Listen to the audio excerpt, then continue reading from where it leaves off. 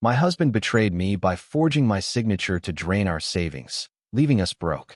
Devastated, I fought back, taking control and striking hard to reclaim my life and protect our daughter from his lies.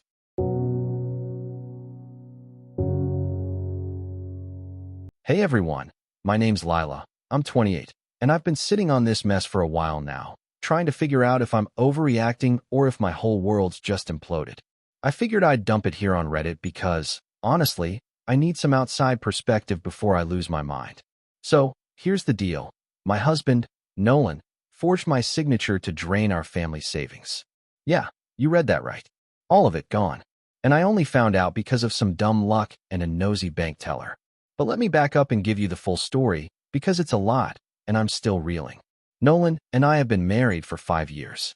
We met back in college. He was this charming, laid-back guy who could talk his way out of anything.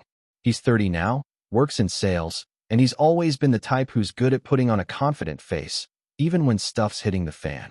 Me, I'm more of a planner, the one who keeps things together. I work as an office manager, and I'm pretty obsessive about budgeting and making sure we're not screwed financially. We've got a 3-year-old daughter, Zara, who's basically the light of my life, and up until a few weeks ago, I thought Nolan and I were solid. Not perfect, but solid. Our savings account was something we'd built up together over the years. It wasn't a fortune, about 25 grand, but it was our safety net. We'd agreed it was for emergencies or big stuff, like a down payment on a house someday. I'd check it every couple of months, just to make sure everything was fine, and Nolan always said he didn't care about managing it. "You're better at that stuff, babe," he'd say, and I'd just roll my eyes and handle it. Looking back, maybe that should have been a red flag, but I trusted him. Why wouldn't I? So, about a month ago, I got a call from our bank. It was one of those random, we're just checking in calls, and the teller, super nice lady, asked if everything was okay with our recent transactions. I was confused because I hadn't touched the savings in forever. She said there'd been a big withdrawal, like almost the whole balance, and it was transferred to another account. My stomach dropped. I told her I didn't authorize anything, and she suggested I come in to sort it out. I didn't say anything to Nolan yet. I wanted to see it for myself first. When I got to the bank, they showed me the paperwork. There was my signature, clear as day, on a withdrawal form dated 2 weeks earlier. Except I didn't sign it. I know my own handwriting, and this was close, but it wasn't mine. I felt sick. The teller asked if I wanted to file a fraud report, and I just sat there, staring at the paper, trying to process it. I told her I'd get back to them because I needed to talk to Nolan first. My head was spinning the whole drive home. Part of me was like, maybe it's a mistake, but deep down I knew. That night, I waited until Zara was asleep and confronted him. He was on the couch, scrolling through his phone, looking totally normal. I just blurted it out. "Nolan, did you take the money from our savings?" He froze for a second, then laughed, like this nervous, fake laugh, and said, "What are you talking about?" I showed him the bank statement I'd printed out and the withdrawal form with my signature. His face went white, and that's when I knew for sure. He tried to play it off at first, saying it was a mix-up, but I wasn't having it. I kept pushing, calmly, because Zara was sleeping, but I was shaking inside. And finally, he cracked. He admitted it. He forged my signature and took the money. All 25 grand. I asked him why, and that's when the real mess came out. Turns out, Nolan's been hiding a gambling problem. For months, maybe longer, he's been blowing cash on sports betting sites. He said it started small, just a few bucks here and there, but then he got in deep. He owed some shady online bookie over 15 grand, and they were threatening him. He panicked, figured the savings was his way out, and thought he could win it back before I noticed. The rest of the money? Already gone, lost on more bets. He sat there, head in his hands, saying he didn't mean for it to go this far, that he was trying to protect us. Protect us? I almost laughed. It was so ridiculous. I was furious, but I didn't yell. I just felt this cold, numb anger. I told him to sleep on the couch and that we'd talk more in the morning. That night, I couldn't sleep.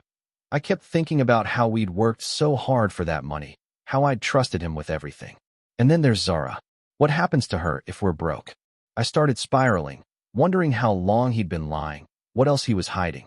The next day, things got worse. I called my mom to vent. She's always been my rock, and she was livid. She's never been Nolan's biggest fan. She thinks he's too slick, too full of himself. She told me I should leave him right then and there, that he'd crossed a line you don't come back from. I didn't know what to say.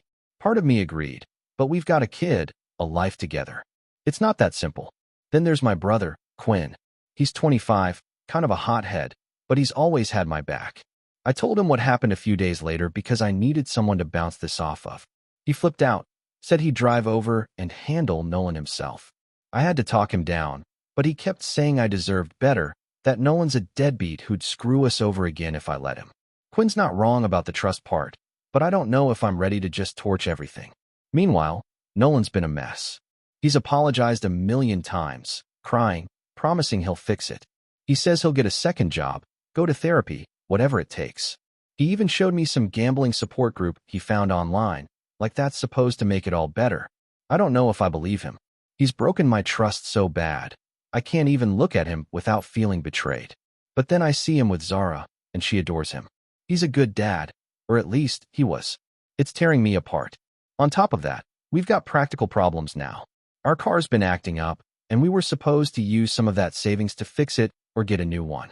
Now we can't, and I'm stuck taking the bus to work half the time, juggling Zara's daycare drop-offs. Bills are piling up too. Our rent's due soon, and without that cushion, I'm terrified we'll fall behind. Nolan keeps saying he'll figure it out, but I don't trust his figuring anymore. There's this other layer too, his parents. They're nice enough, but they've always babied him. I called his mom to see if she knew anything about this gambling thing, hoping maybe she could talk some sense into him. Big mistake. She got defensive, saying Nolan's under a lot of pressure and that I should support him through this.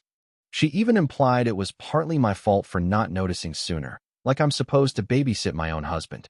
That conversation left me fuming. His dad didn't say much, just mumbled something about boys being boys and changed the subject. Useless. I've been digging into our finances since then, trying to figure out how deep this hole goes. I found some credit card statements he'd hidden, small charges at first, then bigger ones, all to random websites I don't recognize. I looked them up, and yep, more betting sites. It's not just the savings, he's racked up debt too. I don't even know the full amount yet, because I'm scared to keep looking. Every time I find something new, it's like a punch to the gut. Emotionally, I'm all over the place. 1 minute, I'm raging. How could he do this to us? The next, I'm crying because I miss how things used to be. I keep replaying every little moment, wondering where I went wrong. Did I miss signs? Was I too controlling with the money, like he's hinted at before? Or is he just a selfish jerk who didn't care how this would hurt us? I don't know anymore. Zara's starting to pick up on the tension too. She's only 3, but she's smart. She keeps asking why Daddy's sad, or why I'm not talking to him much. I hate that she's caught in this. I've been trying to keep things normal for her, but it's hard when I'm barely holding it together. Yesterday, she drew a picture of us as a family, all smiling, and I had to excuse myself to cry in the bathroom. I don't want her to grow up in a broken home, but I also don't want her around a dad she can't rely on. I've thought about leaving. I could move in with my mom for a while. She's offered, but it feels like giving up. Plus, I'd have to figure out custody, and I'm not ready for that fight. Nolan's begged me to stay, says he'll do anything to make it right. But how do you rebuild trust after something like this? Is it even possible? I keep Googling stuff like forgiving a spouse after financial betrayal, but all the advice feels generic and useless. Part of me wants to believe he can change. He's been good to me in the past, helped me through some rough patches, been there for Zara's milestones. But then I think about that fake signature, the lies, the gambling, and I feel like an idiot for even considering it.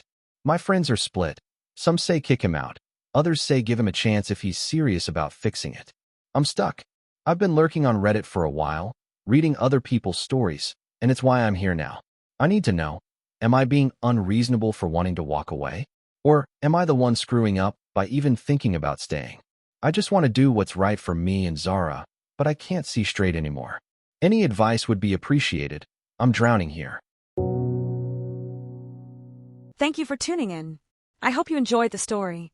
Don't forget to subscribe and hit the notification bell so you never miss our daily updates.